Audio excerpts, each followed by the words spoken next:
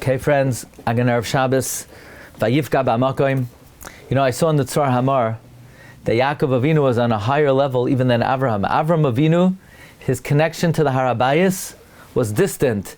Vayaris Hamakoim Meirachaik. But Yaakov's Vayifka B'Makoim.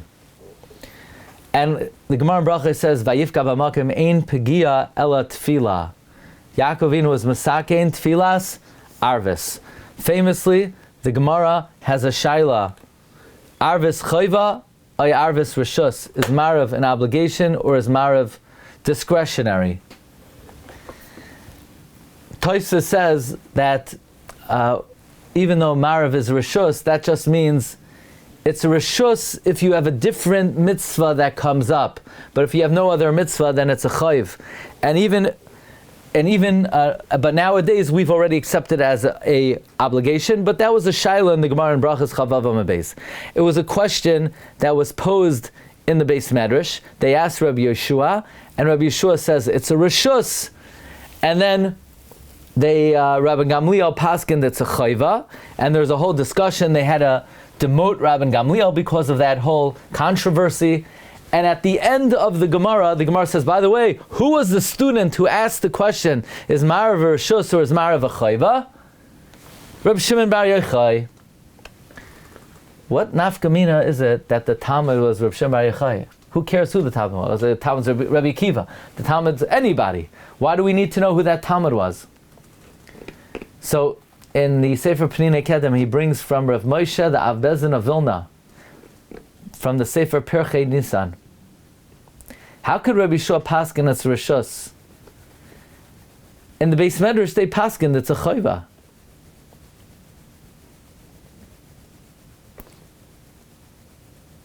By the way, what does that mean?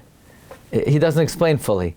That Gemara says that after Rabbi Yeshua says it was a rishus, they brought in Ram Gamliel, and Ram Gamliel says it's a chayva, and Ram Gamliel said, does anybody say it's a rishus and argue on me? And Rabbi Yeshua said, not me, I would never argue.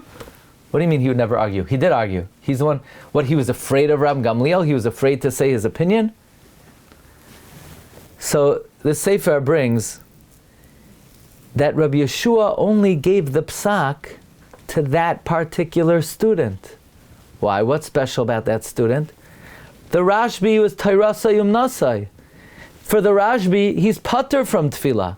So for him, Rabbi Yeshua paskin, Maariv is a rishus. But when the shaila was then asked in the Beis Medrash, when Gamliel walked back in, he said, the halacha is, it's a chayva. That's why I need to know who that Talmud was. Who got that special heter? In other words, Rabbi Yeshua first paskin rishus, and then when the question was posed in the Beis Medrash, and when Gamliel was there, he said, no, I hold it's a chayva. So, what, he lied? No, it was directed at that Talmud. Well, what's so special about that Talmud? The answer is the Gemara needs to tell us that Talmud was the Rashbi, and for the Rashbi, Tairasa Yumnasai, he was pater from tefillah.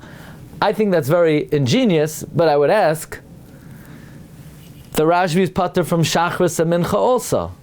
So when Rabbi Yeshua said it's rishus,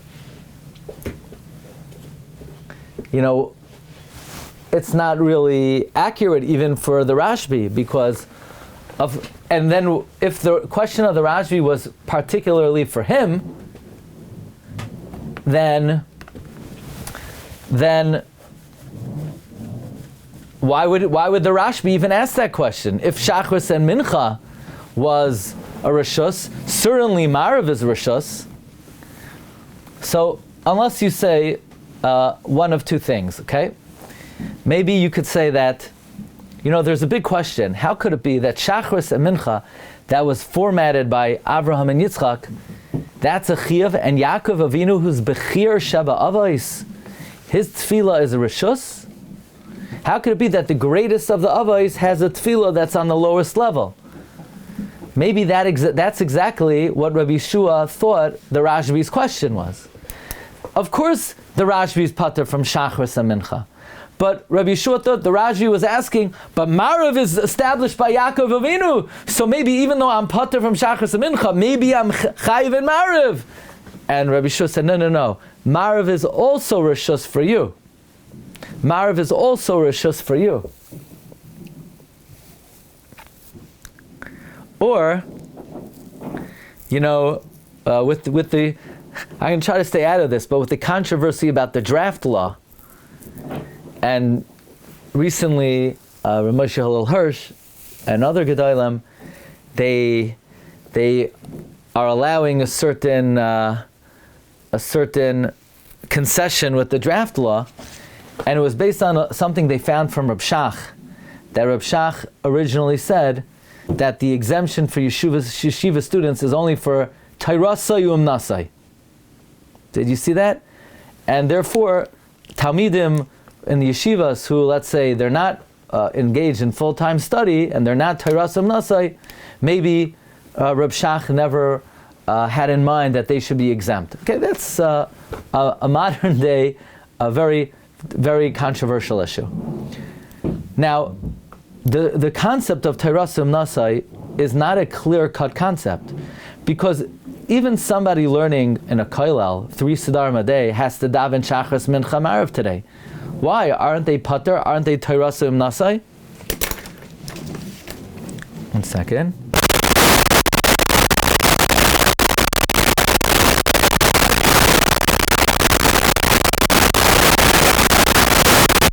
They Tairasai Umnasai? The answer is there are different levels of Tairasai Umnasai. Someone like the Rashbi, who's legitimate, full sense Tairasai Umnasai, in the fullest sense, for sure is pater from tefillah.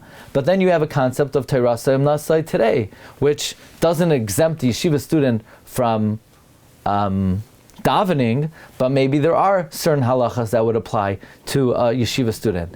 So it could be the heter of Maariv Rishus that Rabbi Yeshua gave is even to a lower level of Tairasai Umnasai. But be it as it may, Rav Moshe Abezna Vilna is saying that the psak of Rabbi Yeshua in the Gemara Brachos was perhaps directed at who that particular student was. And who was it? It was the Rashbi, Shet Tairasai Umnasai. Okay, Rabbi say, have a great Shabbos. Bracha v'atzlacha. Thanks for joining. Kol tov. Bracha. Good Shabbos, good Shabbos. Good Shabbos, everyone.